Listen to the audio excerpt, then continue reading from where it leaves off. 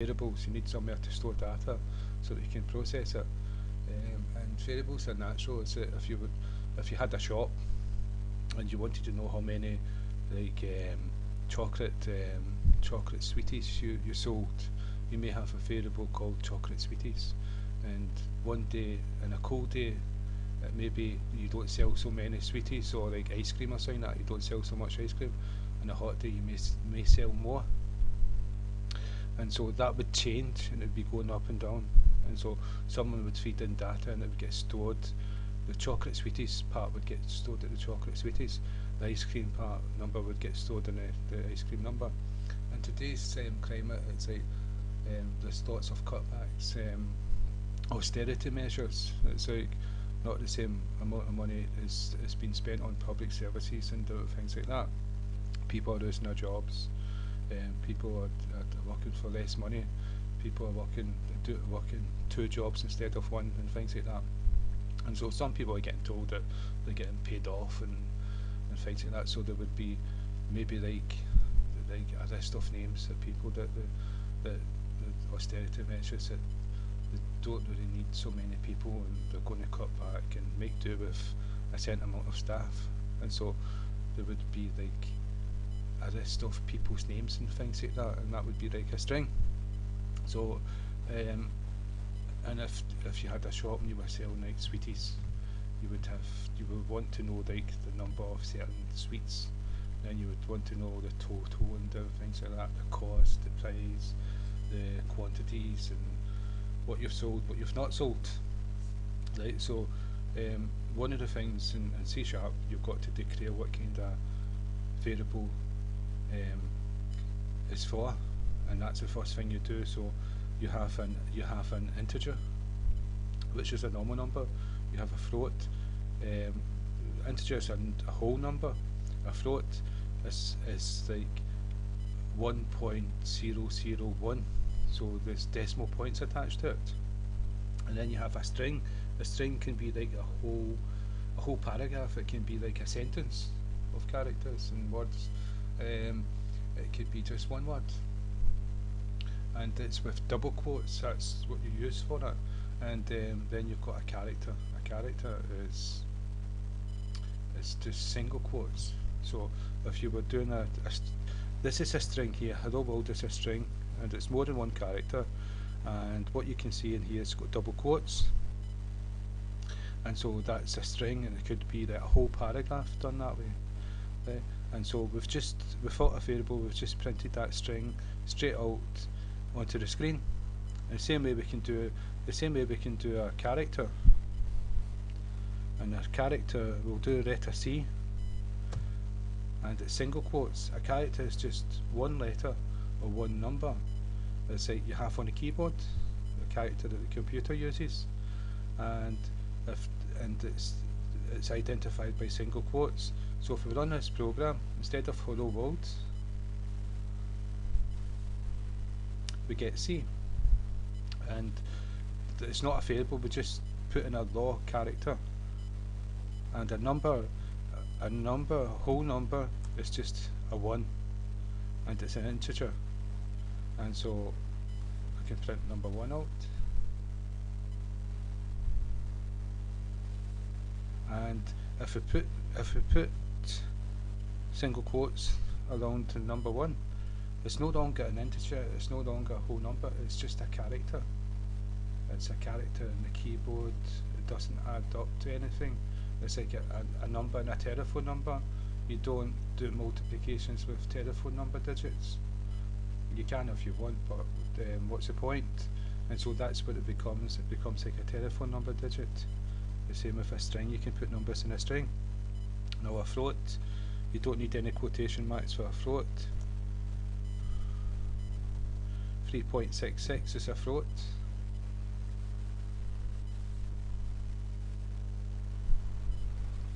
Okay, right, so but what you want to do is you want to be able to name all these things so that they change.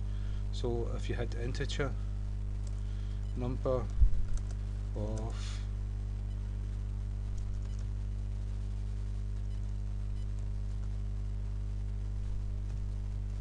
sales.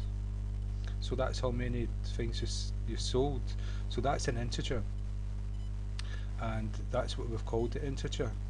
And there's two ways of doing it. You can do it in 2 lines. You can do like, now you go number of sales equals, let's give 233. Right, and so what we've done here is, make sure I've spelt it right. Yeah, what we've done here is, it's never used, we've not used it yet, though we've assigned a value to it. And so we've given it 233, and so what we can do here is we can print out of sales, and if we run it, it will print out 23 to screen. Something wrong, I'm not too sure what I've done wrong. No, it's okay, no, it is something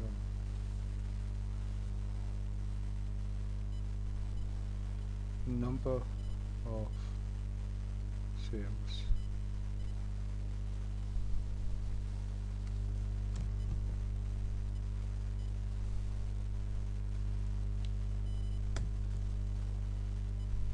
Yes.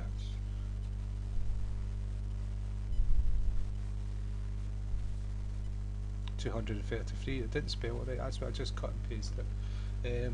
And so a number can change. We can change that number. Someone can type the data in. At the end of the day, the sales change, and so it'll be a different total. And so you may have a string. You may have a string. It starts with a capital string. Declare the string, and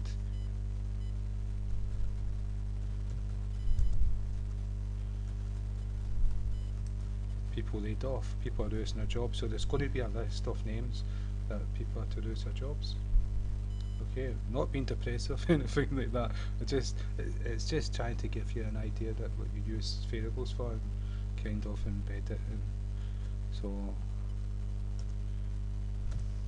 people laid off.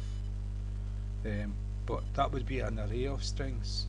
An array of strings, so it'd be more than one name.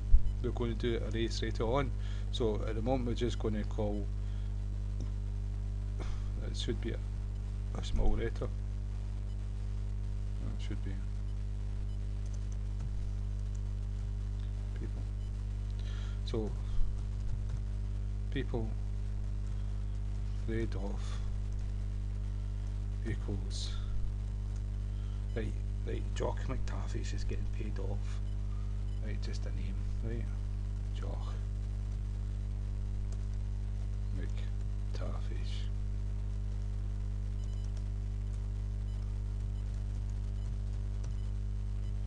Jock McTavish, poor wee Jock, right? He's getting paid off. Right, and so there's a whole list of different names, right? And everyone's happy because, apart from Jock, they're not getting paid off. It's just Jock, it's losing his job. And they're all right, Jock. Well, right idea that we're keeping a job. And so if we type in here, so that's us declared a string equals, so we put that string into this variable, that's what it holds. And so if we do people paid off, laid off, not paid off.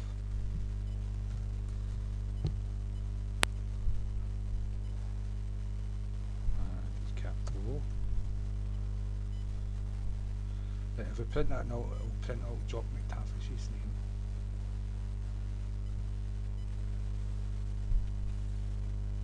There you go, poor wee Jock.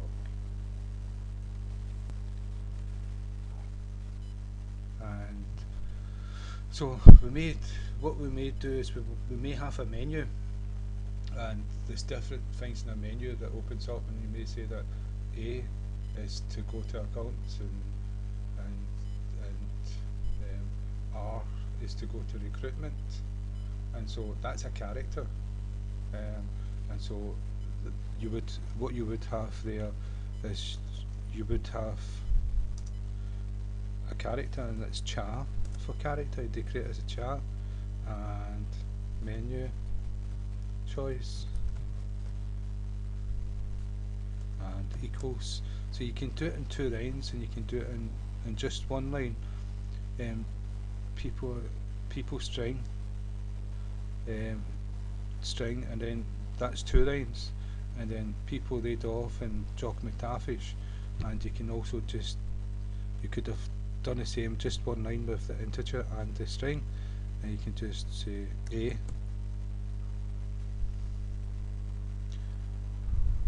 Again, that would be like, you would have like an array of characters, and you would have A, B, C, D, and if A equals, no, that's it, that's it, yeah, that's it. Let's say, whatever you choose is going to go into menu choice, and then you would have an if statement, a case statement. So if A equals such and such, open up the accounts software. If it equals R, open up the equipment software. And and what we do here is we can print this out to screen. And how we do this is just type in the name of the menu. Choice, and if we run the program, is went to screen, and we also have a float, and this is the decimal points, okay, and we have a double, which is double the size of the memory space. So we're going to do floats, and we're going to call it just ft, I'm not too sure what to call it, ft, and we're going to give it a value 3.11, and the reason why it's highlighted it is because it wants to be passed in the if. It's been assigned a float, and so it wants that, and all we need to do is just type in ft and run the program, and 3.1 is 3.11, and what else? And so we've been passing the variable into the right line command, and what I'm going to show you is that whatever we pass in here is going to go to screen.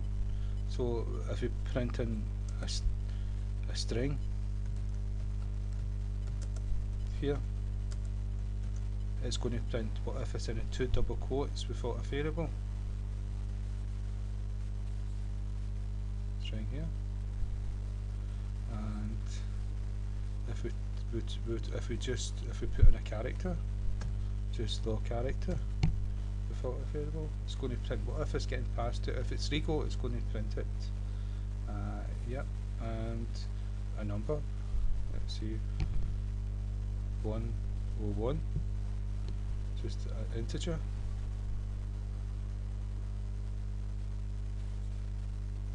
101, and if we do a float,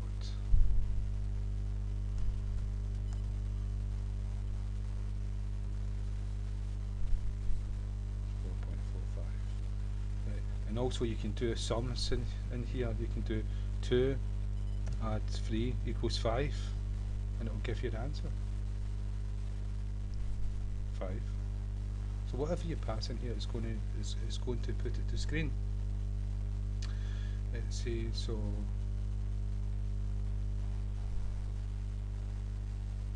and so what you can do, we can put a type. We can put a string here.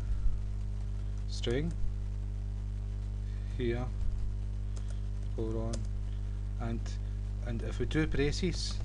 If we do 2 braces and we put 0, what we're saying within this string, we're saying that we're going to pass a variable within this string, and at the end we will give the name of this variable, and so that's what I'm going to show you.